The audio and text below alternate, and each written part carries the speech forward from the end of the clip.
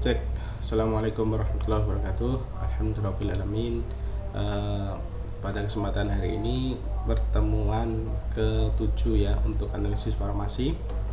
Untuk pertemuan ini kita menggunakan tatap muka, menggunakan video ya. Untuk absensinya ya silahkan ambil poin-poin penting ya. Poin-poin penting ambil ringkasannya, kemudian nanti di upload di Google Form yang saya akan kasih. Baik, untuk mempersingkat waktu di sini untuk materi yang ketujuh ya, yaitu kita akan membahas mengenai satu instrumentasi yang penting juga, yaitu spektrofotometer serapan atom atau AS. Nah, serapan spektroskopi serapan atom ini ya itu berdasarkan dua jenis analisis. Yang pertama analisis molekul dan analisis atomik ya. Jadi secara umum spektroskopi kan kemarin kalau spektroskopi UV ya itu kan mempelajari interaksi sinar UV gitu ya, sinar UV terhadap suatu benda, suatu zat. Nah, tapi itu dalam keadaan molekul. Nah, di dalam serapan atom ini yang dipelajari itu ini ya, yang sebelah kanan atau spesi atom. Berarti artinya apa? Kita harus memecah suatu molekul menjadi atom. Tolong dipahami ya, tolong dipahami tentang pemahaman materi di semester 1. Apa itu atom, unsur, campuran homogen, campuran heterogen, kemudian molekul sampai spesimen kecil ya, yaitu atom. Kan kalau kita lihat ya, kita flashback di semester 1 gitu ya, bahwa suatu materi atau zat di bumi ya, yang paling besar itu dalam keadaan campuran. Nah, campuran itu ya di dalamnya berarti ada beberapa senyawa-senyawa ya, senyawa-senyawa, berarti kan banyak senyawa ya. Nah, senyawa-senyawa ini itu bentuknya ya itu dalam bentuk sebuah molekul. Jadi misalkan ada molekul H2O ya, berarti dia memiliki atom H2 dan O, H jumlahnya 2 dan atom jumlahnya 1, O atom jumlahnya 1. Kemudian untuk yang atom yang saya terangkan tadi, bahwa senyawa tadi, bahwa molekul H2O itu tersusun dari 3 atom. Apa saja? Yaitu atom H jumlah 2 dan 1 atom O.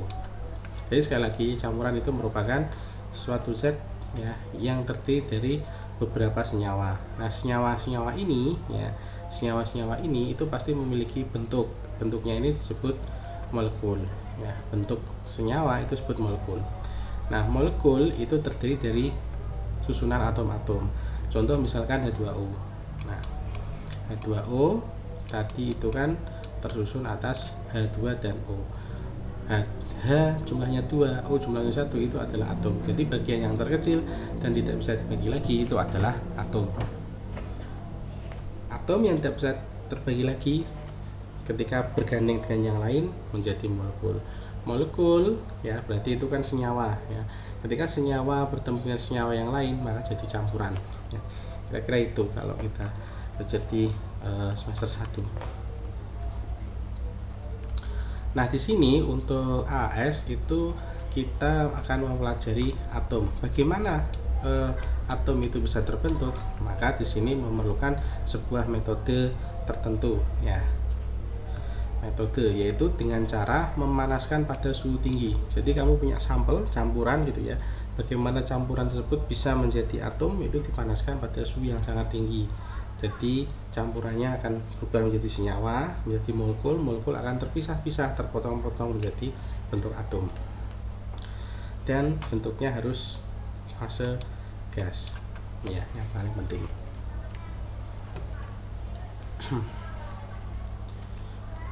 Oke, ini saya next saja. Nah, sekarang langsung aja ke aplikasi dari sebuah sampel AS. Sampel AS itu rata-rata ya itu bisa digunakan untuk senyawa yang jenisnya logam ya. Logam di mana Pak? Ya berarti artinya di golongan logam. Kalau dilihat di tabel periodik ya berarti batasnya ini ya, batasnya dari logam dan logam itu di garis antara B, SI, AS, SE, DE, PO. Nah itu adalah senyawa yang logam, di kirinya logam, di kanannya non logam.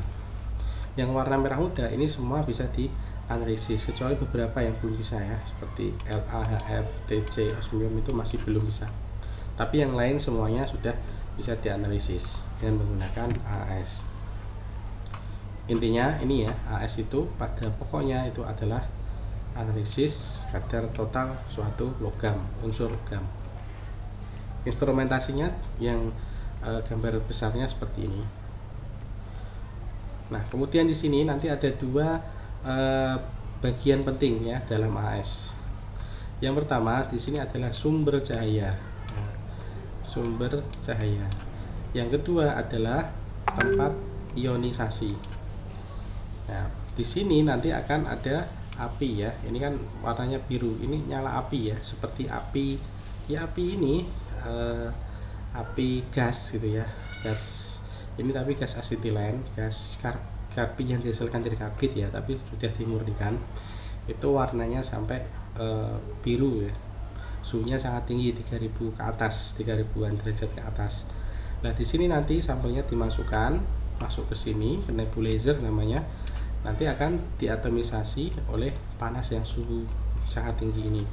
Nah, kemudian akan terbentuk atom, kemudian akan diberikan sinar dari sumber cahaya masuk ke dalam. Di sini nanti ada detektornya ya di samping kirinya. Nah, secara garis besar seperti itu. Bagian alatnya seperti ini. Jadi ada sumber cahayanya, kemudian ada tempat sampel. Nah, tempat sampel ini terjadi pembakaran dengan suhu tinggi tadi. Kemudian ada pemilihan gelombang, ini prisma itu ya, detektor dan komuternya ya. Ada 5 yang dibutuhkan dalam sebuah AS. Yang pertama itu adalah lampu. Nah, lampu di dalam AS itu disebut sebagai HCL ya, hollow cathode lamp, yaitu sebuah tabung kaca di mana di dalamnya elektrodanya di sini itu diberikan sebuah elektroda logam yang sesuai dengan logam yang akan dianalisis. Misalkan kamu memiliki sampel gitu ya, kamu ingin mengetahui berapa sih kandungan Fe yang ada di dalam sampel gitu, maka di dalam lampu sini itu harus ada Fe nya, harus ada logam Fe gitu ya. Jadi spesifik. Contoh lain, misalkan di dalam sebuah sampel kamu ternyata ingin menganalisis Cu atau tembaga, maka logam yang ada di lampu ini itu harus terbuat dari Cu, elektrodanya harus terbuat dari Cu, anodanya ya, anoda dan aturnya terbuat dari Cu atau tembaga. Jadi spesifik. HCl atau hollow cathode lamp itu harus sesuai dengan apa yang Anda mau analisis ya. Kalau Cu ya pakai HClCu, kalau Hg atau merkuri pakailah HCl yang merkuri juga. Oke. Ya, kita next saja ini. Nah, di sini ada yang unik ya. Ada yang unik. Atom ya, sebuah atom itu sejatinya dia akan mengabsorpsi cahaya yang ketika dalam keadaan dingin ya, ketika dalam keadaan emisi dia akan memancarkan ya. Jadi gini, jadi ya kita ketahui bahwa warna cahaya putih gitu ya, cahaya lampu itu kan secara umum magic wibinio. Tetapi nah ini ada tetapinya, ketika misalkan HCl tadi ya, HCl kan ini ya, kita menggunakan HCl yang Fe, filamennya filamen Fe gitu, maka di sini ternyata tidak full magic wibinio, ada beberapa garis-garis putus. Nah, Ini jika Michiko Binio ini ada yang warna hitam, artinya hitam itu tidak ada spektrum cahayanya. Nah, aneh ya. Nah, ketika kita amati memang seperti itu. Nah, kekosongan ini ya itu akan menjadi absorpsi ya, menjadi absorpsi ketika atom tersebut diberikan cahaya.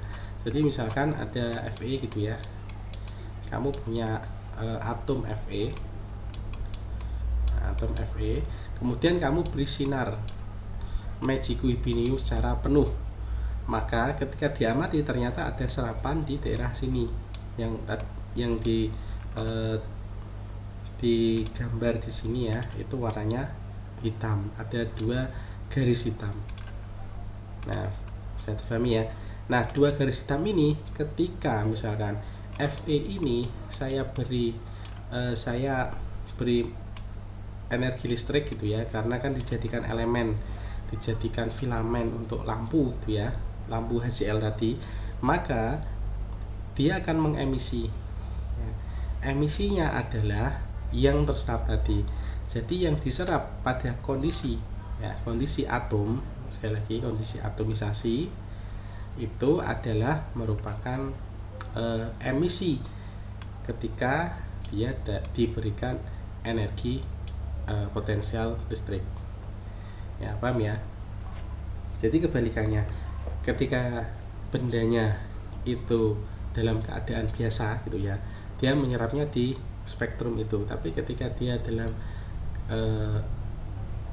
dipaksa untuk memancarkan cahaya ya, diberikan filamen ya, dikasih min plus listrik gitu ya, nanti kan akan ada kayak mowo gitu ya, kayak lampu filamen kan, tahu ya filamen ya, mowo gitu kan di dalam bohlamnya. Nah, itu yang terpancar itu adalah sinar yang hilang tadi dari serapan. Nah, ini yang bawah kita lihat di sini, ini merupakan garis-garis serapan dari berbagai macam logam. Contoh Na, ini berarti Na ya, kira-kira 600 tadi logam Na. Maka kenapa kalau kamu tahu ya, lampu yang lama itu ya, lampu jalan yang lama itu kan ada lampu natrium ya, lampu sodium, warnanya kuning. Nah, ini karena dia memancarkan di atas 600 dikit, warnanya kuning ini ya kan, warna kuning ini. Kalau Anda pernah lihat lampu jalan yang lama ya, sebelum LED kan warnanya kuning, itu dia adalah lampu natrium, logam natrium yang dipaksa untuk memancarkan energi cahaya, tapi warnanya cahaya gak putih, warnanya kuning gitu. Oke. Kemudian yang lain ini Mg ya. Kemudian Fe ini ada banyak ya, di sini. Jadi tidak tentu hanya di sana saja, kadang juga ada banyak spektrum yang hilang absorpsinya. Ca itu di daerah ungu gitu. Fe ini ada lagi, dan Fe banyak Fe ya. Nah, ini adalah merupakan spektrum absorpsi dan emisi sebuah atom, bisa dipahami, nanti bisa diputar kembali. Kemudian tempat sampel. Nah, tempat sampel ini akan ada yang namanya pembakaran. Nah, ini sampel kamu masuk ke dalam pipa ini ya, pipa kecil, pipa kapiler, masuk ke dalam nebulizer, di dalamnya akan terjadi pengkabutan. Nebulizer kan jadi kabut gitu ya. Setelah jadi kabut nanti dibakar oleh api di atasnya sehingga terjadi atomisasi. Nah, seperti ini kira-kira. Ini sampelnya, sampel kamu masuk ke dalam homogenizer atomizer atau nebulizer tadi ya, maka terjadi kabut, didorong oleh gas bakar ya. Gas bakar ini bisa dari asetilen atau gas karbit ya, gas karbit tapi yang sudah dimurnikan. Nah, di sini akan ada apinya warnanya ungu. Nah, api di sini akan membawa sampel yang ada di dalam sini ya. Nah, sampelnya akan terjadi atomisasi. tidak menjadi molekul lagi ya, misalkan FeCl, tidak FeCl lagi, tapi hanya Fe saja, atom Fe. Nah, atom Fe disinari oleh lampu Fe tadi. Kemudian ke sini ke bagian detektor. Nah, kira-kira itu. Ini saya next saja ya, biar terlalu bisa dibaca sendiri ya, terlalu teknis ya, saya biar baca nanti. Ini terjadinya sebuah atomisasi tadi. Yang pertama larutan gitu ya, karena ada nebulizer menjadi spray, seperti semprotan, menjadi aerosol. Kemudian akan tervolatilisasi, pelarutnya akan menguap menjadi fase gas ya, dan gas terbakar terus menjadi atom. Nah, atom inilah yang akan digunakan dalam AS, Atomic Absorption Spectroscopy. Spektroskopi serapan atom. Kenapa serapan atom? Karena atom yang dibakar tadi disinari dengan lampu yang sesuai dengan atomnya yang akan dianalisis. Itu ya kira-kira. Ini saya next saja. Ini gas bakarnya ya. Ada propana, asetilen, itu gas karbit ya. Asetilena. Kalau propana itu LPG ya, gas LPG. Kemudian di sini ditambahkan gas pengoksidasi. Jadi kan kalau kita membakar perlu oksigen ya. Nah, propana dengan udara bebas itu menghasilkan suhu 1800. Gas karbit dengan udara itu meningkat ya, 2300.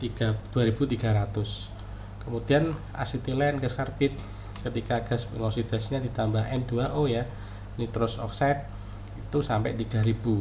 Nah, tinggi sekali ya, 3000 derajat itu. Kegunaannya apa? Ini bisa dilihat di sampingnya. Kalau 1000 derajat, 1800 Na dan K cukup. Kalau 2300 itu unsur-unsur yang lain ya, seperti Fe, Be, Cu dan lain sebagainya. Kalau 3000 itu untuk analisis yang agak sukar teratomkan, seperti aluminium, silikon, vanadium, titanium, itu agak susah, maka dibakarnya pada suhu 3000 derajat Celcius. Nah, mungkin teman-teman juga bisa melihat ya, di secara simulasinya bisa dilihat di petabel ya, simulasinya apa sih yang terjadi ketika suatu atom-atom ini gitu ya dipanaskan pada suhu tertentu. Kita lihat ini adalah pergeseran dari suhu ya, kita bisa geser, terus ini suhu yang diterapkan. Misalkan kita geser ke kanan, berarti artinya semakin panas. Anda lihat di sini ya, 114. Nah, maka Anda lihat C ya, C itu dalam keadaan solid, Hg itu solid, liquid, gas. Berarti yang warnanya abu-abu itu solid, gas. Nah, kita terus apa yang akan terjadi? Maka ya, nah, belerang yang awalnya itu padat itu ya, es belerang ini, coba perhatikan belerang ya. Belerang yang awalnya bentuknya solid, warnanya abu-abu gitu ya, maka semakin lama menjadi merah, gas. Nah, pada suhu berapa? 500. Kalau dibiarkan semuanya nanti akan menjadi gas semuanya ya. Nah, Anda lihat di sini ya, seperti titanium, mana titanium itu dibutuhkan suhu tinggi ya, 3000 berapa tadi, 3000 derajat. Nah ya kan, baru bisa membentuk fase gas. Artinya apa? Jadi semua benda yang ada di bumi itu ya, sekali lagi, benda yang ada di bumi ini kan tersusun dari atom-atom semuanya. Nah, atom-atom ini dia itu akan bisa membentuk gas ya. Sekali lagi, semua benda yang Anda lihat padat itu sejatinya ketika kena panas dengan suhu yang sangat tinggi, 3000 derajat, 4000, 5000, dia akan semuanya menjadi gas. Nah, jadi seperti itu. Jadi kalau Ti titanium kan yang digunakan untuk ini ya, biasanya untuk baut. Kalau anak suka motor itu digunakan baut apa itu ya, baut yang bisa warna-warni gitu ya, titanium. Nah itu ketika dipanaskan pada suhu 3000 derajat akan membentuk gas ya, seperti itu kira-kira semuanya ya, semuanya tak kecuali.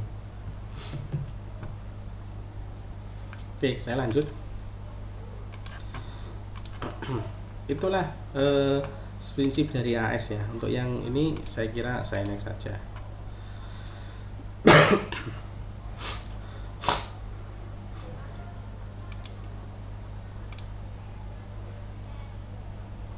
Kemudian untuk masih instrumentasi.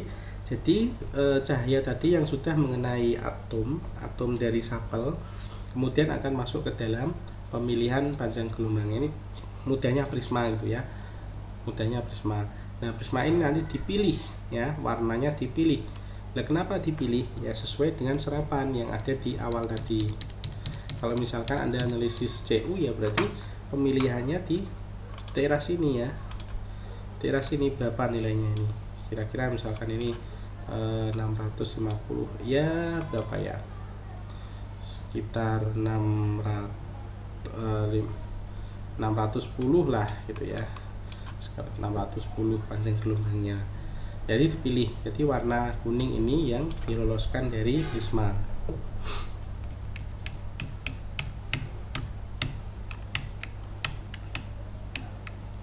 Oke, next saja. Ini next. Nah, kemudian kita tahu tadi ya bahwa suatu senyawa itu pada lampunya ya, pada HCl-nya itu akan memancarkan spektrum cahaya yang garis-garis tadi ya. Kalau di Na tadi kan ada 2 garis. Nah, sama lihat dengan yang lain. Contoh misalkan kalsium ini ada 2 panjang gelombang, ada di 422, ada di 2939. Nah ini kita pilih yang mana Pak? Pilih sesuai dengan ring konsentrasinya. Kalau Anda memiliki sampel yang ringnya itu di bawah 3 ppm ya gunakanlah yang ini 422. Kalau Anda ingin menganalisis di atas 3 ppm gunakanlah yang 239,9. Karena apa? Karena lebih, kalau di dalam analisis kita akan bahas nanti ya, di setelah UTS nanti akan ada LOD ya, dimana suatu senyawa ya, suatu senyawa antara absorbansi dan konsentrasinya terus linear penuh, tidak boleh mengkong kurvanya. Kalau mengkong seperti ini tidak bisa digunakan. Namanya LOD ya, limit of detection, terkait dengan alatnya, kemampuan suatu alat. Begitu pula dengan Cr, kromium. Nah, dia memiliki panjang gelombang yang banyak, 1, 2, 3, 4, 5, dan ring ppm-nya yang digunakan. Jadi disesuaikan ya. Kalau terlalu tinggi ya gunakan panjang gelombang yang lebih tinggi. Kalau memang ini nggak mampu gitu, kamu nggak pingin ini ya diencerkan. Kalau terlalu pekat ya diencerkan. Nah, senyawanya diencerkan atau sampel kamu. Detektor ini saya kira nggak usah kita bahas. Oke, untuk analisis kuantitatifnya ini ada banyak ya, ada metode kurva kalibrasi, ada perbandingan langsung dan standar adisi. Ini ketiga ini sama-sama digunakan juga di dalam UV vis ya. Nah ini kita akan bahas setelah UTS saja.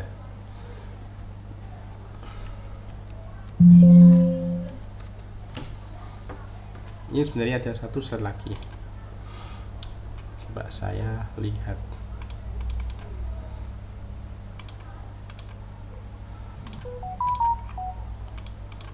Ini tekniknya saja yang intinya apa di AS itu ya, AS itu adalah spektroskopi dengan cara apa, dengan cara melihat atom, serapan atom dengan menggunakan sinar yang berasal dari atom serupa.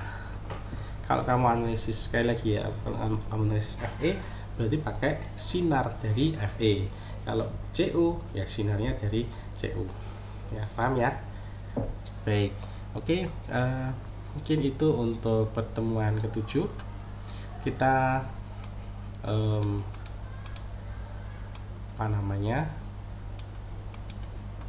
untuk yang penghitungan konsentrasi ya, ada A lawan C. A lawan C itu adalah konsentrasi. Nah, kita akan bahas setelah UTS, karena kalau nggak tatap muka ini nanti kita bingung ya. Baik, itu mungkin yang bisa saya sampaikan. Silahkan belajar ya. Untuk sekali lagi, untuk ini belum saya berikan materinya, tapi Anda ringkas dan nanti kirimkan ringkas mungkin ya. Saya akan lihat, mereview sekilas apakah poin-poinnya itu tercapai. Kalau tercapai nanti dapat absensi ya. Oke, terima kasih. Selamat sukses. Wabillahi taufiq wal hidayah. Assalamualaikum. Selamat ujian ya. Assalamualaikum warahmatullahi wabarakatuh.